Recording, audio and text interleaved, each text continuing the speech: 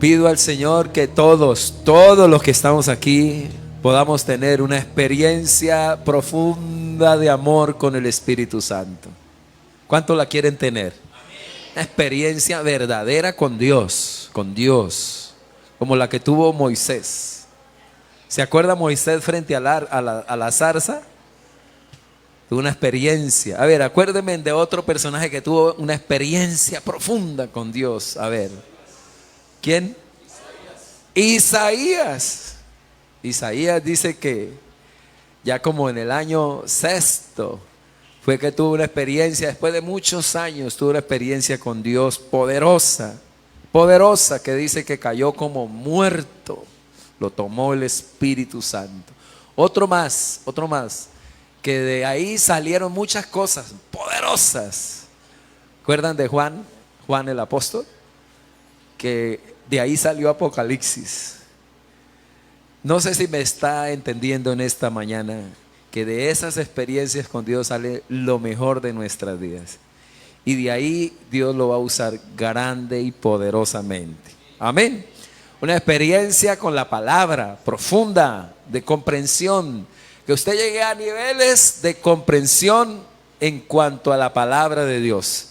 Recuerden que cuando la semilla cae en tierra buena, ¿a cuántos que produce?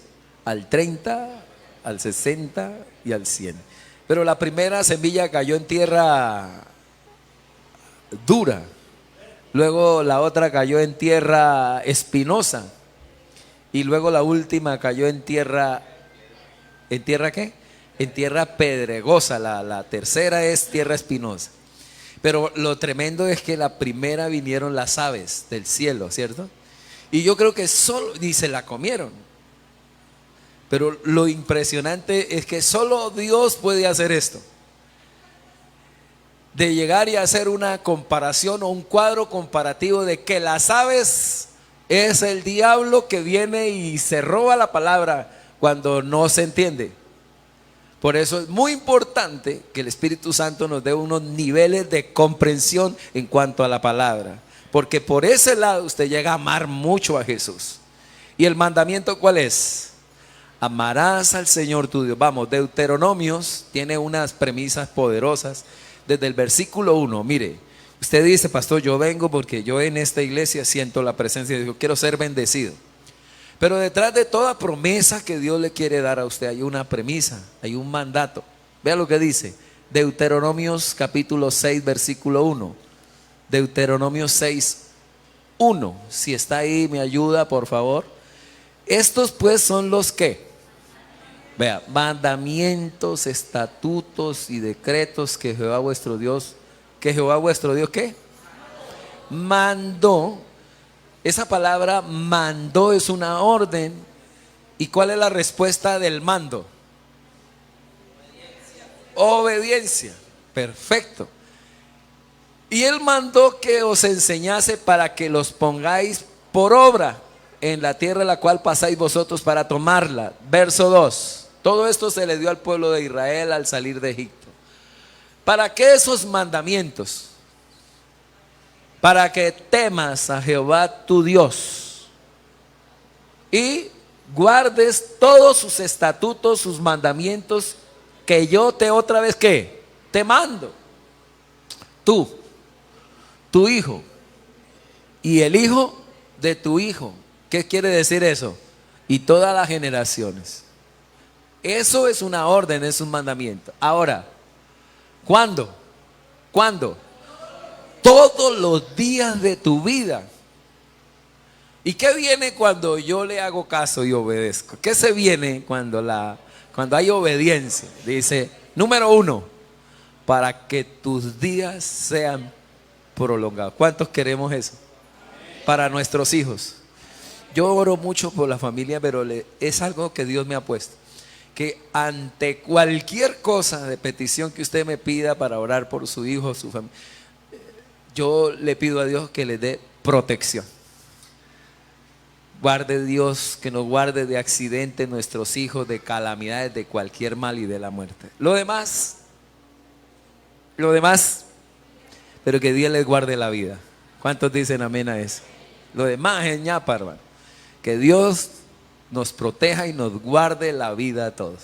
Pero por eso dice, para que tus días sean, eso sí sabe que está diciendo, para que tu hijo no muera de 18, de 20, de 25, de 30, a temprana edad.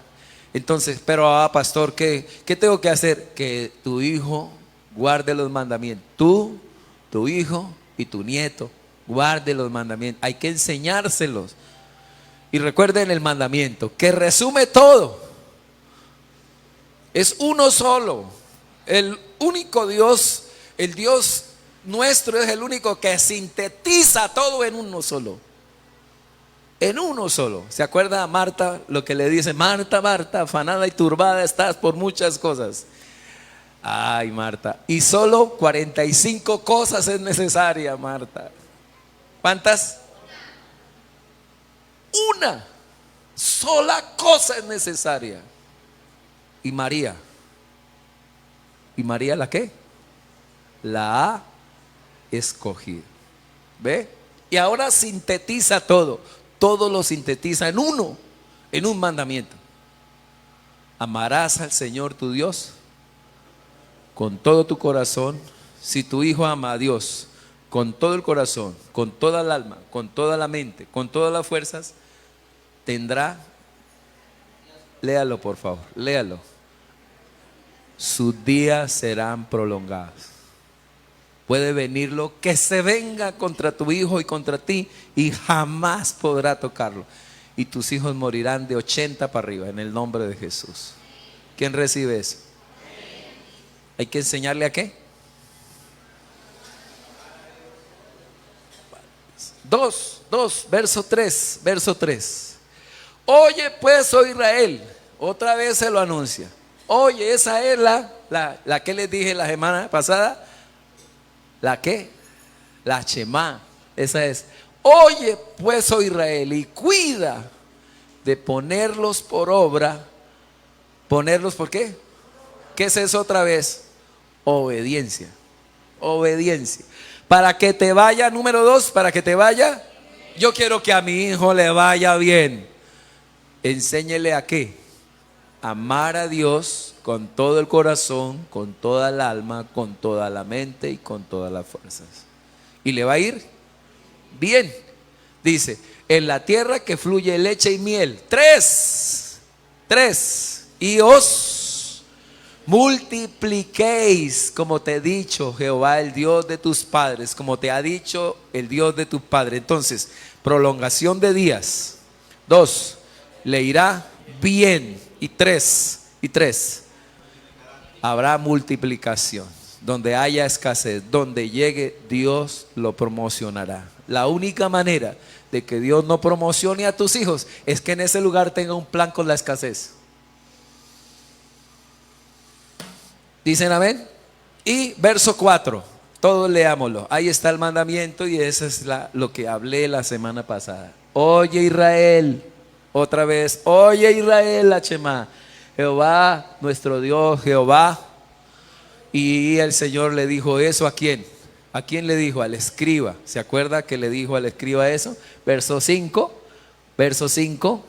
y amarás a Jehová tu Dios con el corazón, con el alma y con la mente. ¿Cuántos dicen amén? No es con el alma, con la mente y con el corazón. Es ¿con qué? Entonces resumía una hermana esto diciendo: todo o nada. Con Dios es con todo el corazón, con toda el alma, con toda la mente y con todas las fuerzas, y esto traerá sobre su vida prolongación de días, le irá bien, multiplicará el Señor a donde haya escasez, donde haya infructividad, donde haya improductividad, donde haya, se me va esto cuando una mujer no tiene hijos, cuando la esterilidad se va en el nombre de Jesús. Pongan la mano ahí las que quieren tener un hijo, que yo soy bueno para orar para eso. En el nombre de Jesús, las que quieren bebé y no han podido tener, recíbanlo a la 1, a las 2 y a las 3 en el nombre de Jesús. Amén y amén. Quedarán embarazadas en estos días. Una mujer aquí llegó más mal de eso y Dios le dio un hijo inmediatamente. Entonces, escuchen esto. Dios quiere que usted tenga una obediencia a la medida de Cristo.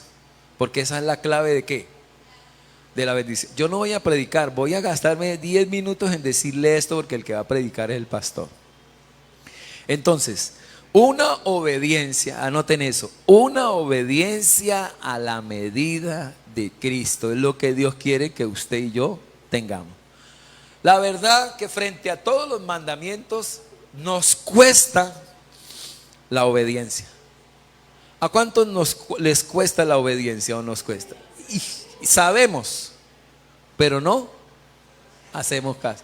¿Qué dijo Pablo en el capítulo 7? Dice Pablo en el capítulo 7 de Romanos: lo que yo quiero hacer, no lo hago. Y es increíble que lo que no quiero hacer, eso hago. Entonces el apóstol Pablo dice: es tremendo, yo quiero ser obediente, pero no puedo. Y entonces esto nos deja algo, que detrás de toda premisa, de toda promesa hay una premisa y un mandamiento, pero que entre el mandamiento y la promesa hay una obediencia. Y puede decirse que aquí están los hijos de Dios, amén. Si estamos aquí los hijos de Dios que amamos al Señor. Entonces aquí están los obedientes desobedientes.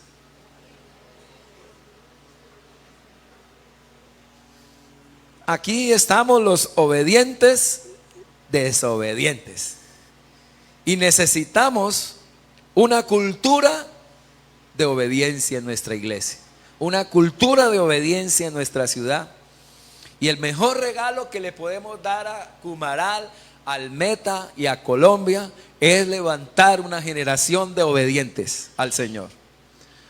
Poner en la fiscalía, en lo que tiene que ver con los colegios, las universidades, una generación de obedientes. Es el mejor regalo que la iglesia le puede dar a la sociedad. Sin obediencia no hay bendición. Con decirle que sin obediencia no hay iglesia. Podríamos decir que el dolor más grande que tiene la iglesia y que debe de tener la iglesia, el sentir más profundo, es la falta de obediencia a un Dios obediente. ¿Y por qué le digo obediente? Quiero que vayan ahí a Filipenses capítulo 2 versículo 8. Filipenses 2, 8. Y que Dios nos ayude a entender que el propósito de nuestra salvación es hacernos semejantes a nuestro Salvador y a su vida de obediencia. Repito, el propósito por el cual Dios te salvó es a que usted cada día sea más semejante a Cristo en el área de la obediencia. Y necesitamos por eso la ayuda del Espíritu Santo. ¿Cuántos dicen amén a eso? Lean conmigo, dice: y estando en la condición de hombre, se humilló a sí mismo, haciéndose ¿qué, hermanos? Haciéndose obediente hasta la muerte y muerte de cruz. Parafraseando ese texto, está diciendo: primero muerto que desobediente. Eso nos enseña el Señor en su palabra. Y me impresiona, hermano, la falta de obediencia que muchos de nosotros tenemos. Por eso necesitamos corregir las obediencias pendientes que tenemos. ¿Cómo se lo digo para que no se le olvide? Los desobedientes no tienen bendición. O sea que la desobediencia produce infructividad. La desobediencia produce que los años de vida de nuestros hijos sean cortos. Sean, en pocas palabras, hermano, cuando uno lee el libro de los Jueces capítulo 2, mira uno cómo esta generación de desobedientes fue maldita. Perdieron el respaldo y la cobertura de Dios. Por eso, hermano, esta desobediencia de los obedientes se tiene que corregir. Y escribía esta frase escuchada del pastor Alex Chan, que decía: la ausencia de la salvación se refleja en la falta de obediencia. o en dejarlo solo como un deseo. Voy a repetirlo. La ausencia de la salvación se refleja en la falta de obedecer. O sea que la falta de obedecer nuestra no es casualidad, es que no tiene la fuerza para la obediencia. Y si no tiene la fuerza para la obediencia, es preciso que usted no sea salvo y no tenga el Espíritu Santo. ¿Qué refleja la falta de salvación? La falta de la obediencia. ¿Qué refleja que una persona no sea salva? La falta de obediencia. Y que todo lo pospone y que todo lo procrastina. No, más adelante. Tengo una gana de orar impresionante, pero nunca ora. Hablaba con un líder muy fuerte en estos días y le dije: hermano, ¿cómo está su oración?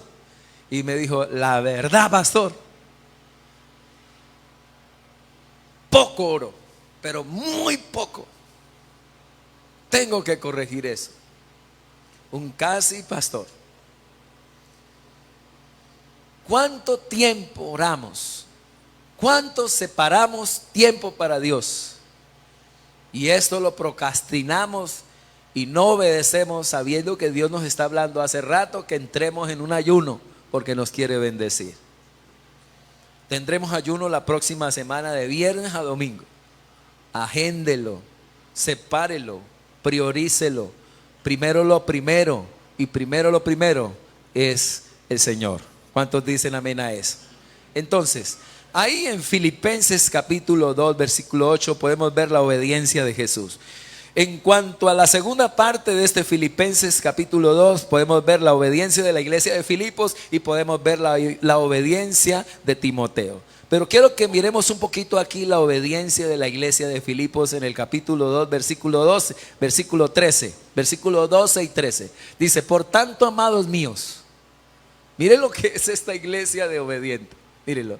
Un elogio del apóstol Pablo, que cuánto me gustaría también elogiar esta iglesia y decirle: por tanto, amados míos, como siempre habéis ¿qué?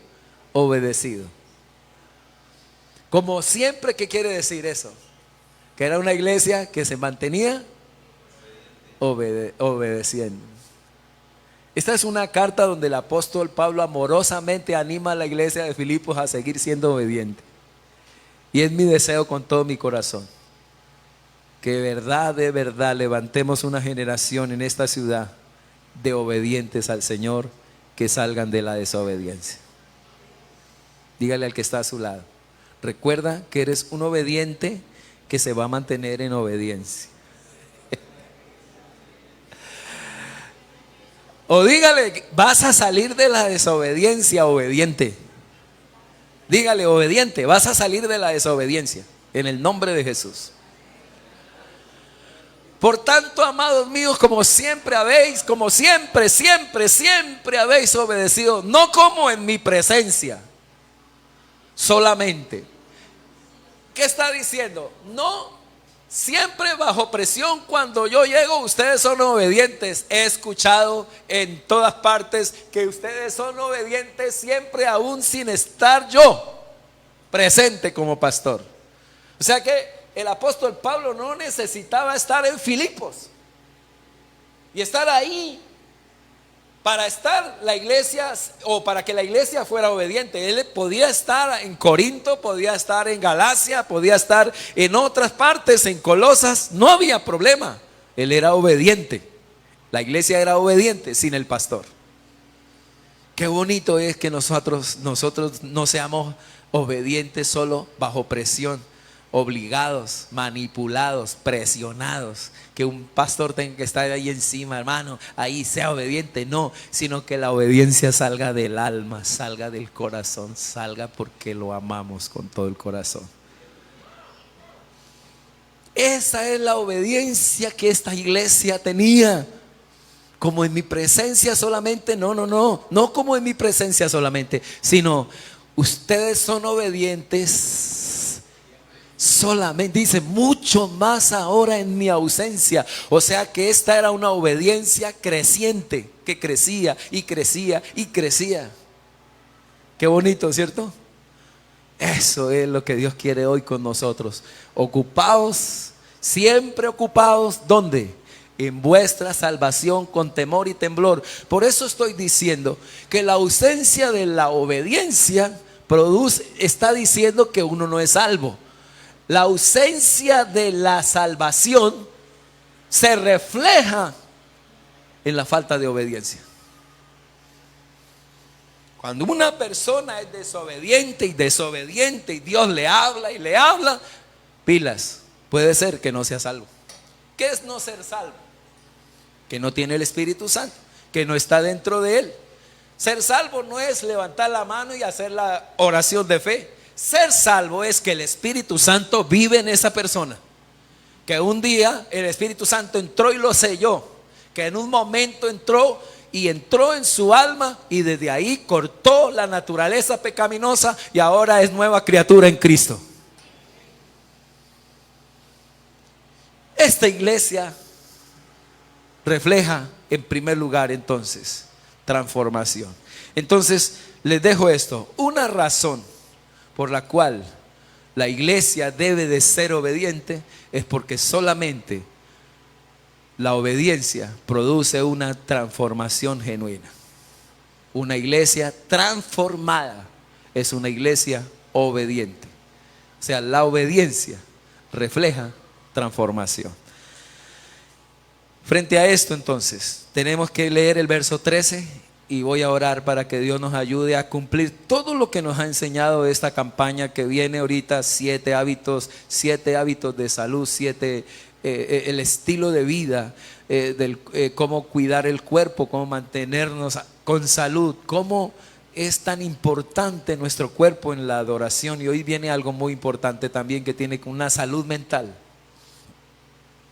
Pastor, pero se viene todo eso. Nos dijo usted también que amáramos al Señor con todo el corazón, con toda la alma, con toda la mente y con todas las fuerzas. ¿Cómo lo puedo lograr? Si soy un obediente desobediente. Lea conmigo. Por verso 13. Porque Dios, lean conmigo por favor. Porque Dios, perdón, el pastor. Porque el pastor es el que en vosotros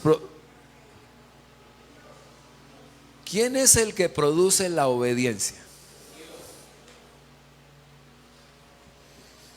¿Qué es obediencia? Ahí está, mire. ¿Qué es obediencia? Querer y hacer. No solamente querer, no solamente deseo, no solamente ganas. ¿Qué es obediencia? Querer y hacer. Porque nos quedamos en querer. Yo quiero, pero no lo hago. Yo quiero cambiar, no lo hago. Yo quiero mejorar estos hábitos de salud. Yo lo quiero hacer, pero no lo hago. Necesitamos que el Espíritu Santo nos ayude. ¿Por qué? ¿Por qué? ¿Por qué, pastor? Porque Dios es el que en vosotros, iglesia de qué? De Filipos, los mantiene. A ver, ¿cómo es que los mantiene? Creciendo constantemente. ¿Ven? Obedeciendo constantemente. Los mantiene obedeciendo en la ausencia de Pablo. Y los mantiene obedeciendo siempre. ¿Quién puede hacer que seamos obedientes siempre? Solo Dios. Solo Dios. Porque Dios es el que en vosotros produce así el querer como el hacer. ¿Por su qué? Por su voluntad. ¿Cuántos necesitamos que Dios nos ayude a obedecer? A obedecer. ¿Cuántos dicen amén a eso? Pero ¿a qué nivel? Deme el 8 otra vez. Deme el 8. Deme el verso 8. ¿A qué nivel? Ayúdenme. Y estando en la condición de hombre, se humilló a sí mismo, haciéndose obediente hasta la muerte ¿de qué? De cruz. Al nivel, una obediencia al nivel de Jesús. Eso es lo que quiere. ¿Qué estoy diciendo en pocas palabras? Les estoy diciendo en pocas palabras que estamos en un mundo que no quiere obedecer. Estamos en un mundo como el mundo de Noé, en medio del pecado y en medio de la oscuridad.